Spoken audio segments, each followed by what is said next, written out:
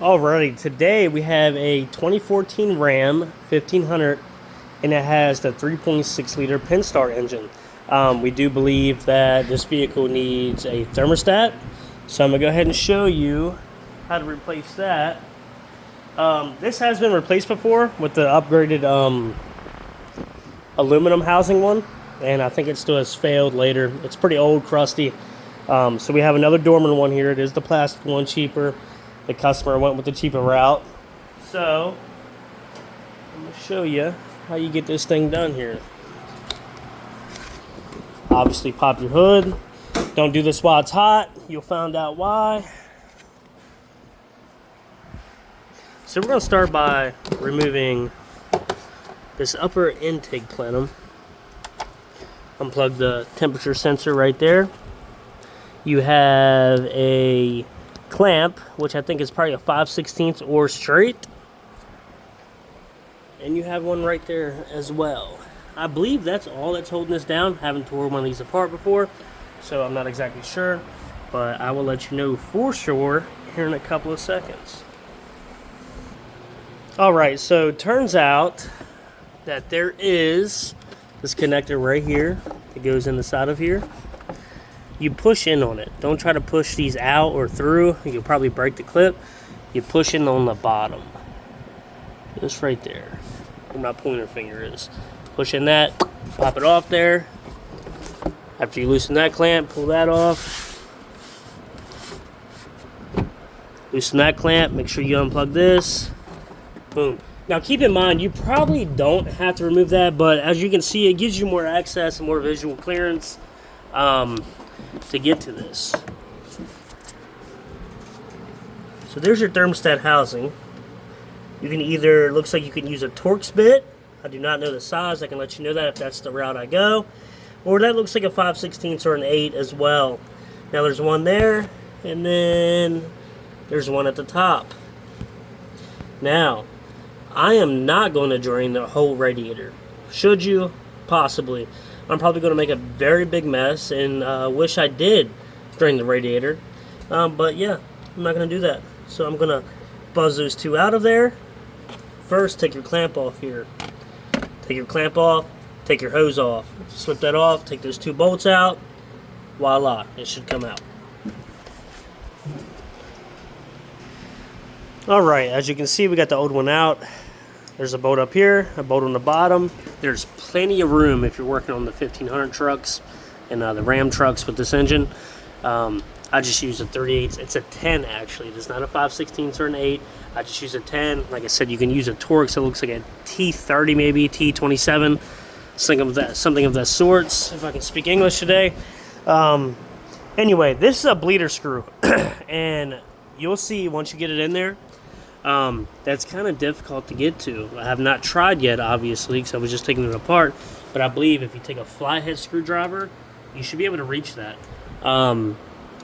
So for you that don't know, once you get the new one on there, get everything hooked up, get it filled up, start burping it a little bit, you want to open that bleeder screw until the air comes out no more. You have to make sure you get a steady stream of coolant coming out of that porthole. Anyway, we're going to get the new one smacked on here. Let's see what we got. So as you can see, once it's in there, that bleeder screw is hard to get to, and the angle just completely sucks.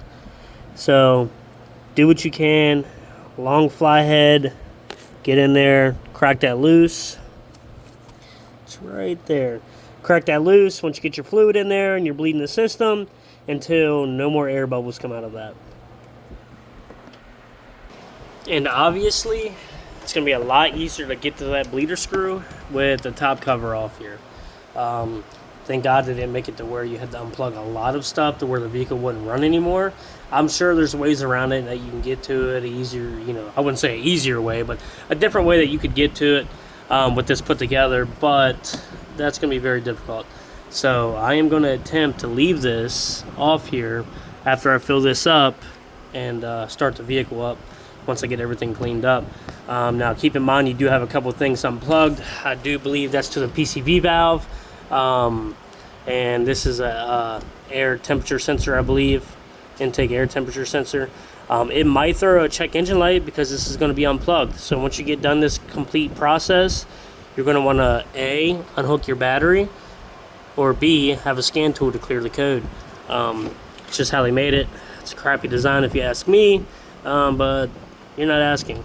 So let's fill this bad boy up with coolant, see if we can get this thing to run with this top plenum off here, and see if we can bleed this thing. Alright, so you can see I got a pretty big screwdriver going down there at the angle. They do not make this easy, and it doesn't help that it's plastic. It is at an angle. Be careful you don't strip the Phillips head out on that plastic item we got there. Alright, for an example on what you should pretty much be looking for when you go to bleed this thing.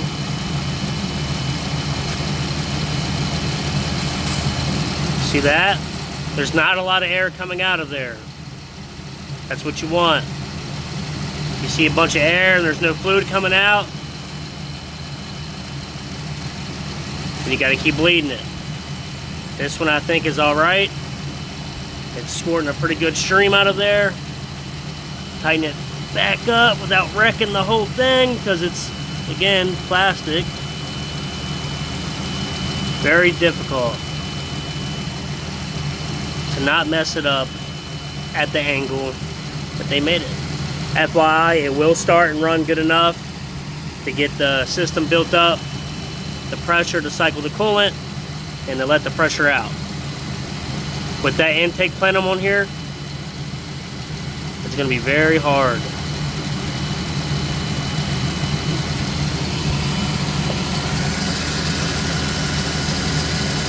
Make sure you don't have any more leaks. Clean your mess up.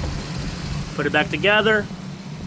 And hopefully that solves your issue for a thermostat on a 3.6 Penstar engine.